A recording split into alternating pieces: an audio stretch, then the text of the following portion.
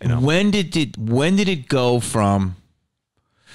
Yeah, because it was a thing of like there was this thing of washed up and this and that, but if you go to the conventions, you know, and I know, it's not that way. But it's.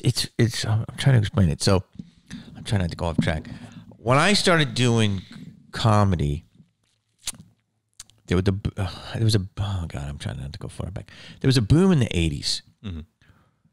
And then comedy became huge because they never had clubs in every city. Then TV happened. And when I started in 1990,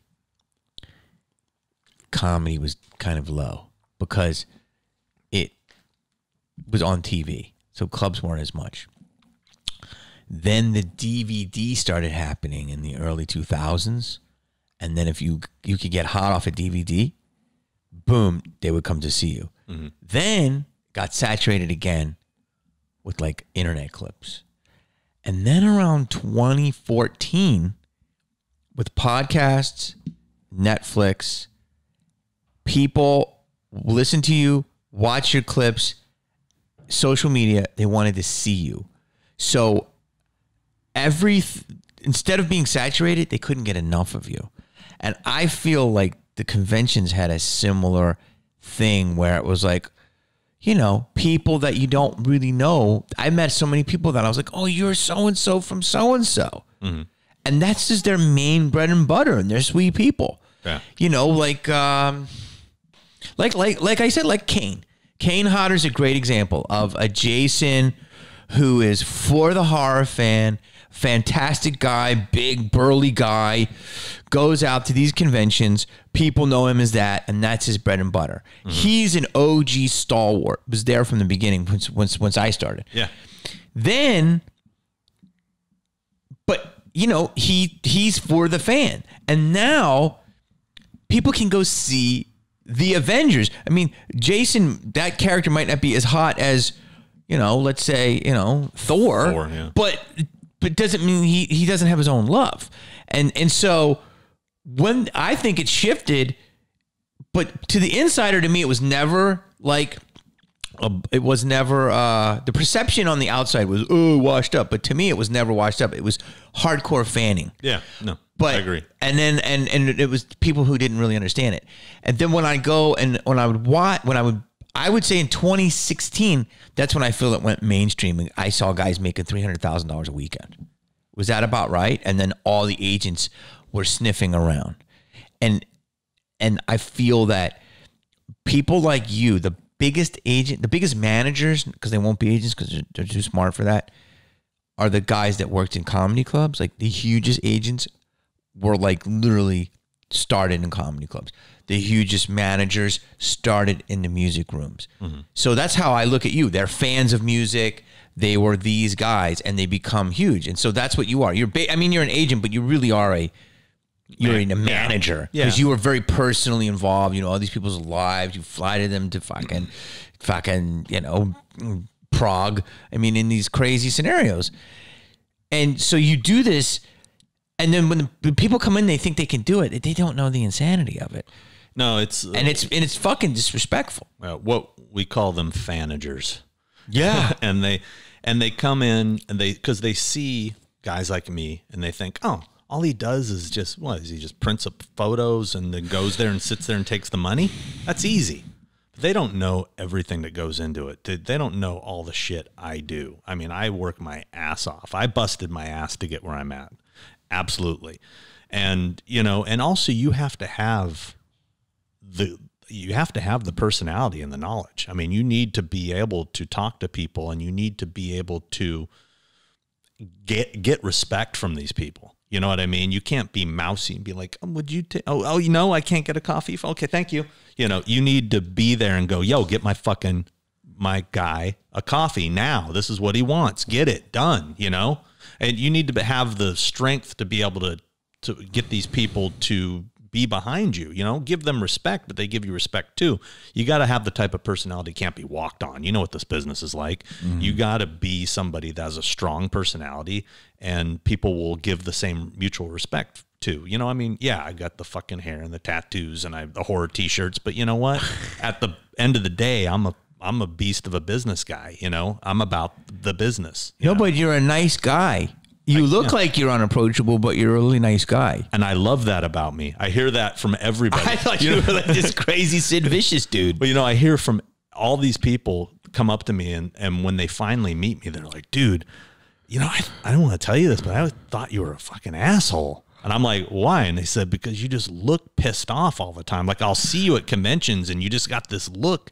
And I said, it's because when I'm at a convention and I'm working, I said, I'm always like surveying the room. And I have like, when I'm looking at, and I'm looking around and I'm just, you know, I guess I look somewhat intimidating because I look pissed, but if you were to come up and say something, I go, hey, oh, what's up, man? You know, I just give off that vibe, I guess, which is, I think works to my advantage. I don't mind it. Yeah.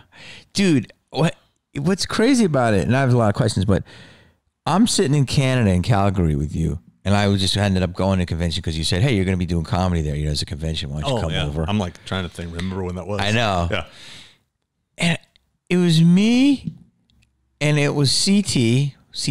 Thomas, which is Pony Boy, and Henry Thomas, which is Elliot from E.T. And at one point, we're all just sitting there talking. And I'm like, there's no line. And I was like, these guys are my idols, you know, and I might be someone else's idol. And I'm like, we're just all chilling.